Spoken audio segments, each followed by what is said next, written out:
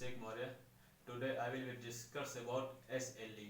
It is a most important topic in medicine. ठीक है, तो फर्स्ट ऑफ ऑल हम देखेंगे कि ये SLE होता क्या है, इसकी डिजीज क्या है, एपिडेमियोलॉजी क्या है, क्लिनिकल फीचर्स क्या है।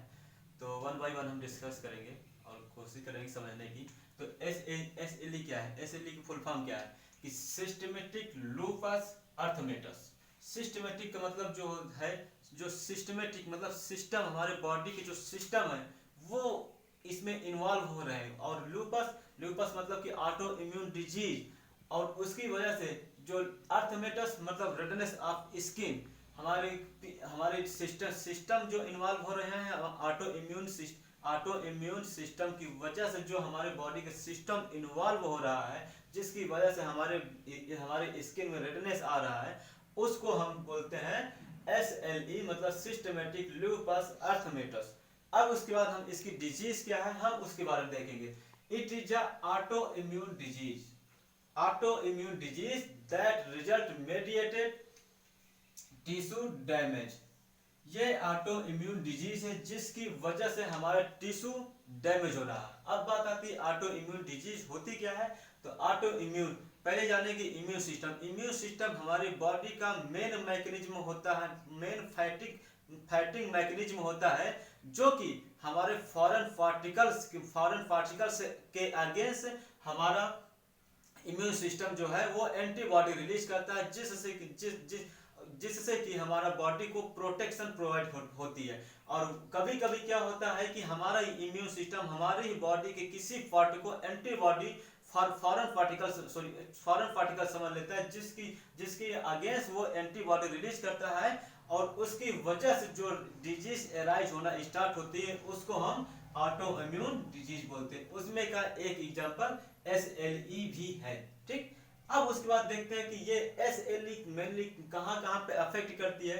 तो इसमें इस SLE में इन्वॉल्व होते हैं हमारे skin, kidney, joints, cardiovascular system ETC।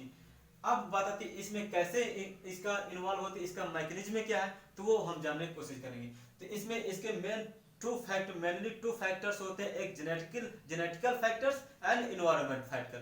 इन जेनेटिकल फैक्टर्स में जीन्स आते हैं, एंड इन्वायरमेंट फैक्टर्स में हमारे स्मोकिंग हो गया, सनलाइट्स हो गए, माइक्रो ऑर्गेनिज्म हो गए। इनकी वजह से हमारे जो स्किन ये डिजीज जो एराइज हो रही उसको हम जानेंगे। जैसे लेट अस सपोज दैट हमारा ये जो सनलाइट है, ठीक है, ये सनलाइट हमारी स्किन में पड़ती है, स्किन पे पड़ती, जिसकी वजह से हमारी सेल यूवी रेस जो है हमारे स्किन में पड़ने के बाद हमारे जो सेल है वो डेथ होती है, सेल एपोप्टोसिस।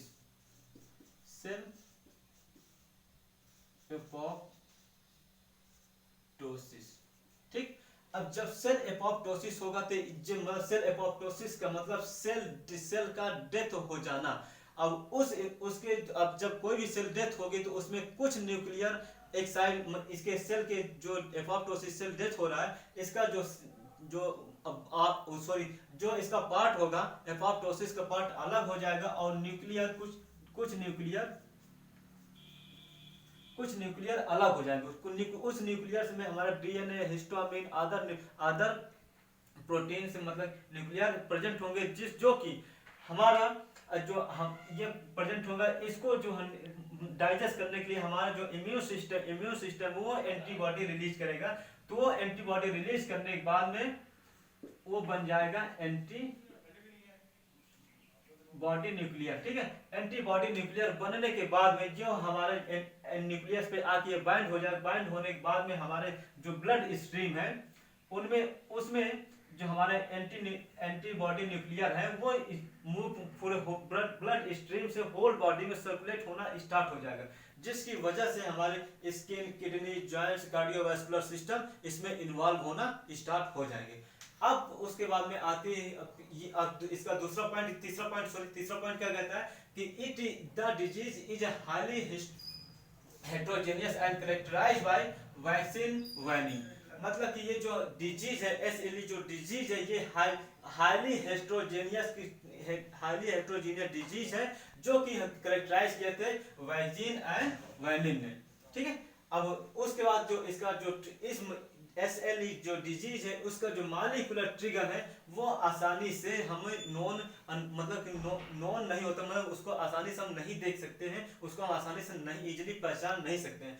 और इसका जो न्यूक्लिक एसिड बाइंडिंग है, अभी जैसे कि मैं पहले बताया कि न्यूक्लिक एसिड बाइंडिंग जो हमारे सेल एपोप्टोसिस के जो कुछ पर जो न्यूक्लियर है उसमें आके ये हमारा जो इम्यून सिस्टम उसके आगे जो एंटीबॉडी रिलीज करेगा, वो एंटीबॉडी आके इसमें बाइंड हो जाएगा। उसकी जब बाइंड हो जाएगा तो उन दोनों रिएक्शन करके एंटीबॉडी न्यूक्लियर बनेगा, और वो एंटीबॉडी न्यूक्लियर हमारे ब्लड स्ट्रीम के थ्रू होल बॉडी में सर्कुलेट करेंगे। तो ये जिसकी वजह से कॉमन फीचर्स एराइज होना स्टार्ट हो जाएंगे। अब उसके बाद देखते हैं कि एपिडर्मियोलॉजी क्या कहते हैं। एपिडर्मियोलॉजी, ये जो डिजीज है SLE जो डिजीज है occurs much more frequently in female than the male। मतलब कि ये जो डिजीज है हमारे फीमेल में ज्यादा देखने को मिलती है कंपेयर द मेल। और वो क्यों देखने को मिलती है?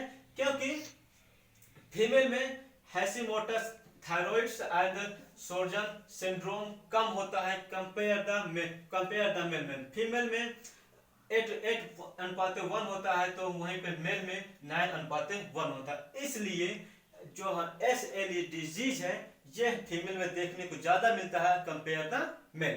और ये डिजीज किस एज में एराइज होती है? तो 15 to 45 ईयर्स में ये डिजीज मैक्सिमम एराइज होने के चांसेस होते हैं।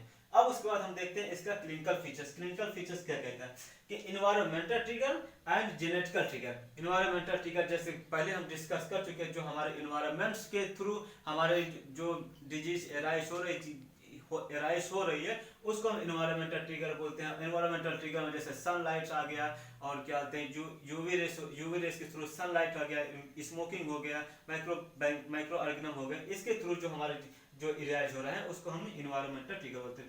और जेनेटिक ट्रिगर मतलब जीन्स के थ्रू, ठीक है, जो डिजीज हो रहे हैं उसको हम जेनेटिक ट्रिगर्स बोलते हैं। तो दोस्तों ये था हमारा SLE का फर्स्ट पार्ट। अगर वीडियो अच्छी लगी हो तो प्लीज़ लाइक करें, कमेंट करिएगा, और जो ना समझ में आया हो तो बताइएगा, कमेंट करके बताइएगा, हम और इम्प्रूव करने की कोशिश करेंगे। Thank you.